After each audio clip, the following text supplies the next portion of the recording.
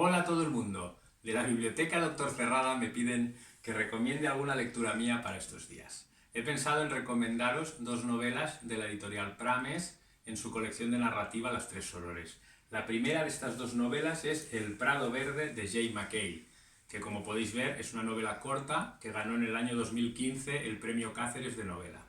En ella, cuatro protagonistas adolescentes viven intensas historias de iniciación, tanto de amor como de drogas como de sexo.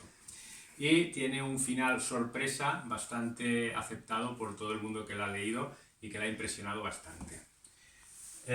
Como segunda novela he traído Aprendiendo a volar, que es una novela absolutamente nueva que ha salido ahora en el año 2020 y que también está ambientada en los Estados Unidos de América y protagonizada por gente muy joven, al igual que El Prado Verde de Jay McKay. Y en esta se habla sobre un chico con una familia absolutamente desestructurada que quiere volar lejos de esa América rural profunda en la que vive.